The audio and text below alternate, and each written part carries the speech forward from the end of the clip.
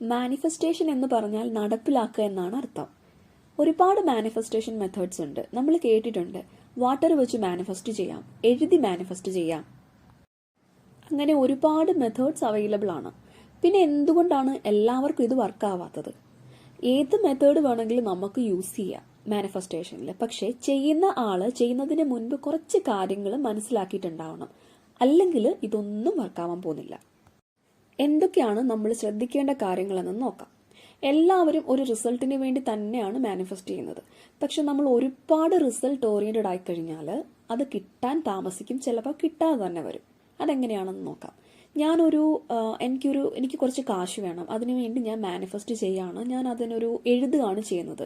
കിട്ടിയതിന് യൂണിവേഴ്സിനോട് നന്ദി പറഞ്ഞ് ഞാൻ എഴുതാറുണ്ട്. പക്ഷെ അത് 2 ദിവസം കഴിഞ്ഞു, 3 ദിവസം കഴിഞ്ഞു, എനിക്ക് അതിൻ്റെ ആയിട്ടുള്ള ഒരു സൂചനകൾ എങ്ങൊന്നും വരുന്നില്ല. സ്വാഭാവികമായിട്ടും എനിക്കൊരു സംശയം ഉണ്ടാകും, ഇത് വർക്കാകുമോ, അല്ലെങ്കിൽ ഞാൻ കാശിന് എന്ത് ചെയ്യും, സമയം കടന്നു പോയിക്കൊണ്ടിരിക്കുന്നു, കാശ് വേണം. അപ്പോൾ സ്വാഭാവികമായിട്ടും നമുക്കുണ്ടാവുന്ന ചില സംശയങ്ങളും നിരാശകളും ഒക്കെ ഉണ്ടാകും. അപ്പം ഈ സംശയവും നിരാശയും ഒക്കെ ഒരു നെഗറ്റീവ് ഇമോഷനാണ്, ഞാനത് പ്രപഞ്ചത്തിലേക്ക് അയക്കുകയാണ്. ഇത് ഒരു ദിവസത്തെ കാര്യമാണ്. ഇങ്ങനെ നിരന്തരമായിട്ട് ഞാൻ ഇതേപോലുള്ള നെഗറ്റീവ് ഇമോഷൻസിനെ യൂണിവേഴ്സിലേക്ക് കൊടുത്തുകൊണ്ടിരിക്കുകയാണെങ്കിൽ അത് കോമ്പൗണ്ട് ഇൻട്രസ്റ്റ് ആയിട്ട് ഒരു നെഗറ്റീവ് സാഹചര്യമായിട്ട് വീണ്ടും തിരിച്ച് എൻ്റെ ലൈഫിലേക്ക് തന്നെയാണ് വരുന്നത്. ശരിക്കും പറഞ്ഞാൽ ലോ ഓഫ് അട്രാക്ഷൻ അവിടെ വർക്ക് ചെയ്തു. കാരണം ഞാൻ പ്രപഞ്ചത്തിലേക്ക് കൊടുത്ത സിഗ്നല് നെഗറ്റീവാണ്, അതുകൊണ്ട് ഒരു നെഗറ്റീവായിട്ടുള്ള സാഹചര്യങ്ങൾ എൻ്റെ ലൈഫിലേക്ക് വീണ്ടും വീണ്ടും വന്നു.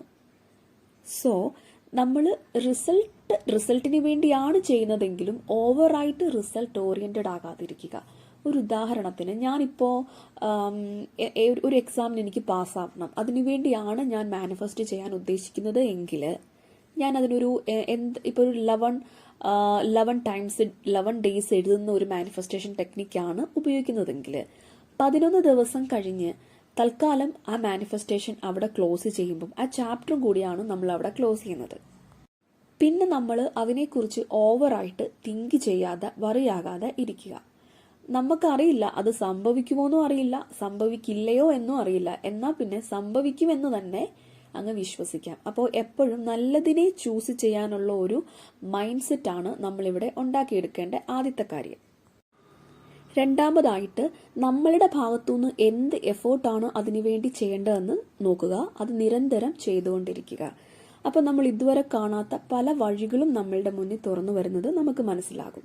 അപ്പോൾ നമ്മളുടെ എഫേർട്ടും യൂണിവേഴ്സിന്റെ സപ്പോർട്ടും ഉണ്ടെങ്കിൽ നടക്കാത്ത ഒരു കാര്യവും ഉണ്ടാവില്ല.